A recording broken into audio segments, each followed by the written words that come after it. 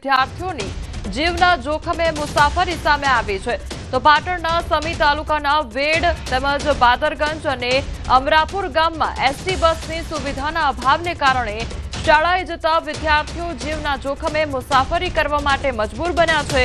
તો ધોરણ 8 થી 12 માં અભ્યાસ કરતા વિદ્યાર્થીઓને ખાનગી વાહનોમાં લટકીને મુસાફરી કરવી પડી રહી છે, જેનો હાલ એક વિડીયો પણ સામે આવ્યો છે, જેમાં વિદ્યાર્થીઓ ખાનગી વાહનોમાં જોખમી રીતે મુસાફરી કરી રહ્યા હોય તેવું સ્પષ્ટપણે જોવા મળી રહ્યું છે।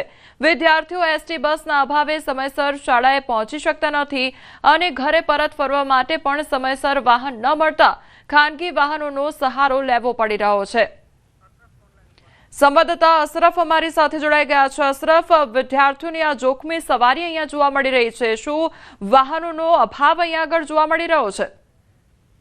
બિલકુલ કોમલ, દ્રશ્યો છે પાટણ જિલ્લાના અંતિયાળ તાલુકા સમી તાલુકાના દ્રશ્યો છે। તેવી વિગત આવે છે કે જ્યાં વિદ્યાર્થીઓ સ્કૂલે જવા માટે તેમજ સ્કૂલેથી ઘર તરફ આવવા માટે ક્યાંક ખાનગી વાહનોનો સહારો લેવો પડી રહ્યો છે, પરંતુ ક્યાંક ખાનગી વાહનોમાં ક્યાંક વિદ્યાર્થીઓ જીવના જોખમે મુસાફરી કરે। મહત્વની વાત છે કે જે વાહન છે તેના પર વિદ્યાર્થીઓ 7 થી 8 બેઠા છે અને અંદર પણ કેટલાક વિદ્યાર્થીઓ બહાર લટકતા જોવા મળે છે। એટલે ક્યાંક વિદ્યાર્થીઓનો હાથ વાહનમાંથી છૂટી જાય તો ક્યાંક અઘટિત ઘટના પણ બની શકે છે। મહત્વની વાત છે કે સમી તાલુકાનો જે અમરાપુર, બાદરગંજ અને વેડ ગામ, આ 3 ગામના વિદ્યાર્થીઓ 8 થી ધોરણ 12 માં ભણતા વિદ્યાર્થીઓનો આ વિડીયો હોવાની વિગત હાલ મળી રહી છે કે આ ગામોમાં ક્યાંક સરકારી એસટી બસ નથી જતી, તેના કારણે ખાનગી વાહનોમાં મુસાફરી ક્યાંક જીવના જોખમે કરી રહી છે। મહત્વની વાત છે કે સમીનો જે બાસપા અને ભદ્રાળા જ્યાં હાઈસ્કૂલ આવેલી છે ત્યાં આ વિદ્યાર્થીઓ અભ્યાસ અર્થે જાય છે અને ત્યાંથી ઘરે પરત ફરે છે, પરંતુ આ દરમિયાન એસટી બસ અહીંયા ના અખાડવામાં આવવાના કારણે જ વિદ્યાર્થીઓ ક્યાંક ખાનગી વાહનમાં જીવના જોખમે મુસાફરી કરી રહ્યા છે। કોમલ,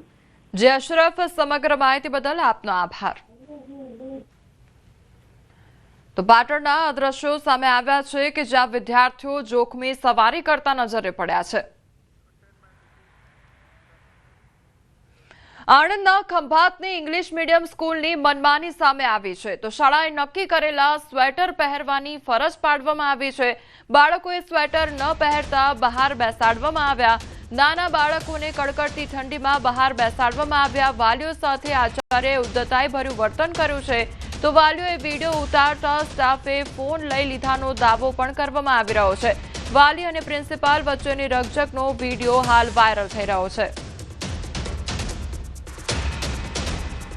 સ્કૂલે એવી જબરજસ્તી એમના સ્વેટર પહેરાવે છે કે જે ઊંચા ભાવે વેચે છે, તદ્દન પાતળું સ્વેટર જેથી ઠંડી રોકી શકતું નથી ને આવી ઠંડીમાં મારા છોકરાઓને ને બીજા અન્ય 8 થી 10 છોકરાઓને બહાર ઠંડીમાં બેસાડેલા છે। તો આ માટે જે બાળકોની જે તબિયત ખરાબ થશે કે એમની હેલ્થ પર કંઈ ઇસ્યુ આવશે તો એની જિમ્મેદારી સ્કૂલ ઓથોરિટી લેશે કે કોણ એના ઉપર હાથ રાખશે? સુરતમાં લુખ્ખા તત્વો બેફામ બની ગયા છે। જાહેર રસ્તા પરથી ચાલતા જતા યુવકનો મોબાઈલ ફોન ચોરી થયા અને ફરાર થઈ ગયા હતા। સમગ્ર ઘટના સીસીટીવીમાં કેદ થઈ ગઈ છે। પોલીસે સીસીટીવીના આધારે મોબાઈલ સ્નેચરોની ધરપકડ કરી છે। પોલીસે આસિફ ઉર્ફે અશફાક અશરફ શાહ અને સોએબ ઉર્ફે સફુ જાવીદ રાજને ઝડપી પાડ્યા છે। પોલીસે આરોપી પાસેથી 4 મોબાઈલ ફોન કબજે કરી આગળની કાર્યવાહી હાથ ધરી છે।